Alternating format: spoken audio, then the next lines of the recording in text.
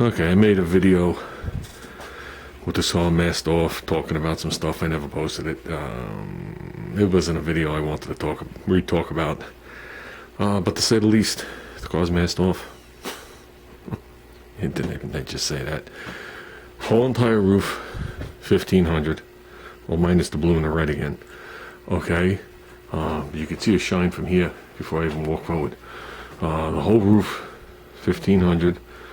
The strip across the back where the hatch goes, this section and that section, I brought down to 2500. Okay, I figured brand new 2500 has to be as sharp as dull 2000. But either or, then I wheeled those two sections out. Okay, the only problem with the roof is I do have to the left section by the blue, but in the white I do have the little bit of speckling, but so be it. Me and Junior talked about it. What are you gonna do? We are not repainting the roof over, some speckles that came up in there. I think overall it'll be fine. Smooth, yes. We could only have gotten it smoother. I mean, we agreed on that. Like I said, I don't know what I posted and didn't post. I do appreciate the comments. I think Glenn said it about white being very forgiving. Yes, it is. I just wasn't happy with the way it looked. Did you ever have a cheap paint job done, single stage, and there's a little bit of dirt in it, and it just looks cheesy ass? That's almost what it reminded me of, even though it was flat.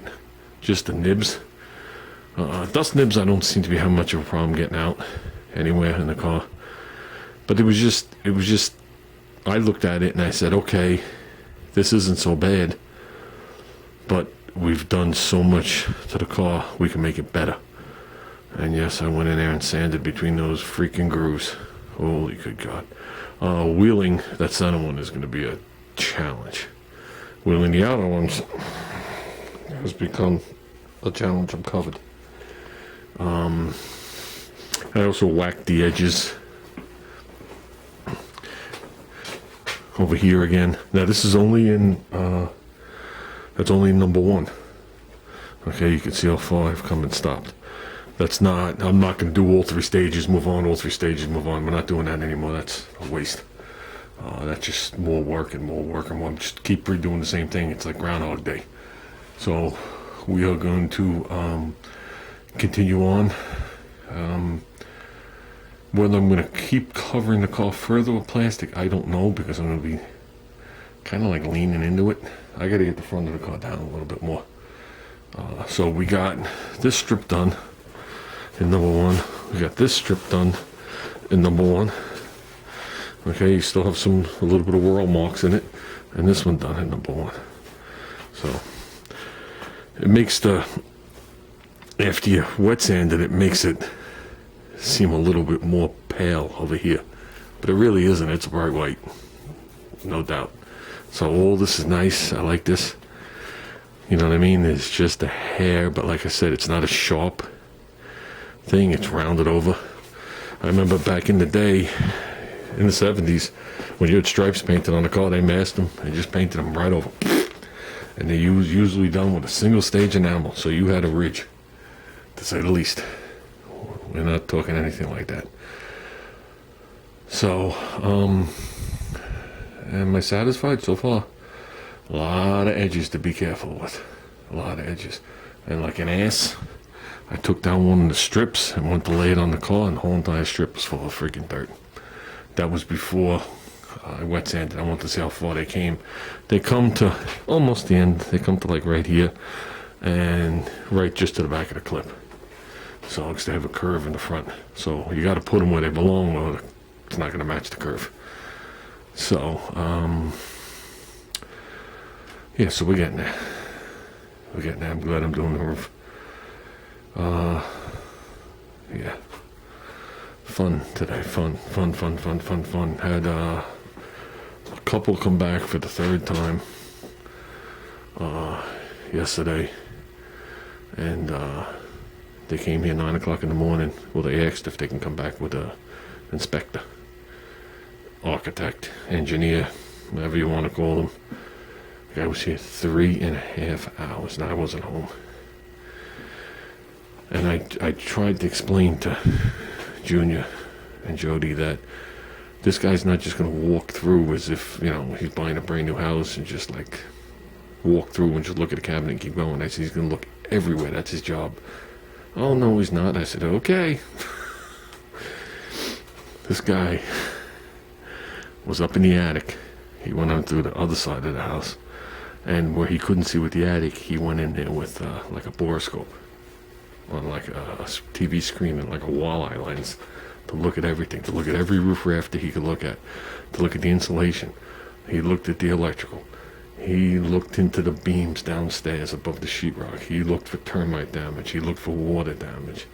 He looked everything. Did find that the two wires coming off the side of my house that were the grounds into the ground, those little things that popped off, and my grounds weren't hooked up. That probably happened in the winter. And they probably got sucked up with the snow blown somewhere in the yard. Because Junior's been doing the snow blowing, so I didn't notice. So I stopped and got those on the way home, put those on today, because I know it's going to be in the report, so I might as well just say it's done already. And I don't know what else. He said the water pressure's too high in the house. Now, that's not, I don't control that. This doesn't have any electric assist or whatever it is. They did put a new water meter thing in here last year, or the year before. That was hell. So I guess I got to make a phone call and have them come adjust the pressure. He didn't say by how many pounds. It could be a pound.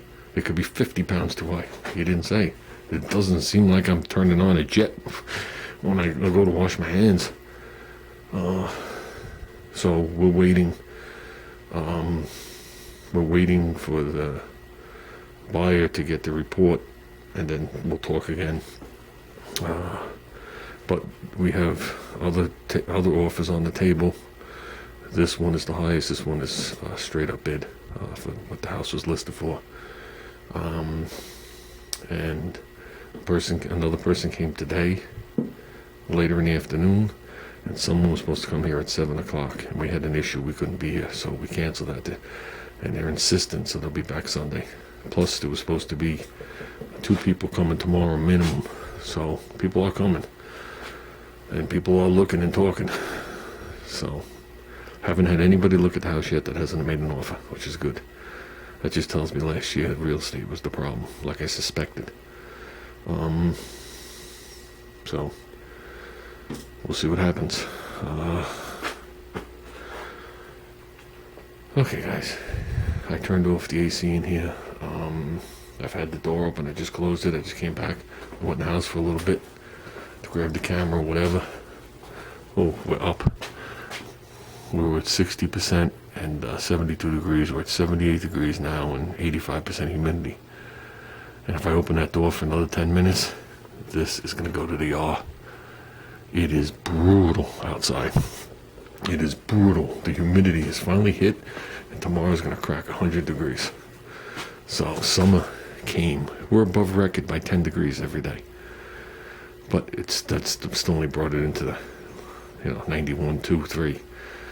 But now we're going to crack. It's supposed to be like 98, and it's supposed to feel like 110 or some shit. And for you people that don't have to deal with humidity, you don't know what I'm talking about. You're breathing water, and it's hard to function. So, and I'm supposed to go to work tomorrow and put the AC unit in Outlander. We have AC at work, so those are all my plans. If I do, I'm going to bring the camera along. Not that I'm going to film much. So that's going to delay out here. But I'm to the point now where I got to come up with a plan to wheel that. I know I can get the 2 other ribs without a problem. The center rib, you just don't want to reach your arm all the way out and just let the wheel like hang, because if the wheel cocks sideways and it hangs, that peg could burn the shit out of the car. So you don't want to deal with that. I was going to wet sand that lighter, but that was the only strip that had any objectable peel to it, because when I was done painting the roof, I turned around and I shot the center with one more coat.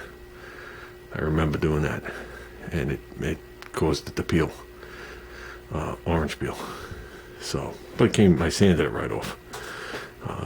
I'm not talking about like a real orange with peel. I'm talking about it had some kind of peel, because the less I would have sanded, the better.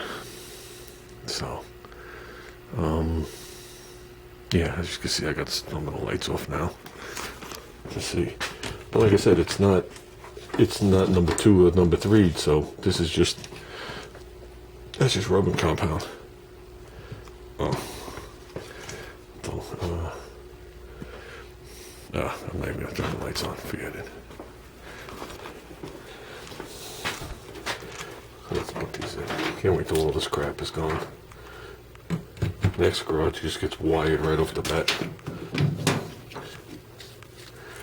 We don't deal with any of this crap. There you go. Let's step back and look at it. See the color. It still appears very off-white. And I know it's not, because if you look at the left side, it's not. It just appears off-white compared to the sanding. But I assure you it's bright white. It's Olympic white. So, I almost bought a bottle of touch-up paint the other day. I know I got the 3 cans of paint, the touch-up.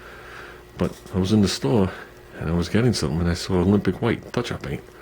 I was like, wow, I wonder how close that is to the real deal. So, okay, guys, I've rambled, I've gabbed, I've bullshitted. I'm tired, it's a long day. I don't know what time it is, I just know it's dark out. I was out here twice. I was out here when I first got home for an hour and a half. Then I had to go out for a little while. I had to run to the depot and shit like that. Then I came back out here and easily put another hour and a half in. Easily. Oh, probably more than that, because in that time I wet sanded that section. When I came back the second time, I buffed that, buffed the back, wet sanded this, and buffed this. So yeah, it's late. I'll talk to you guys later.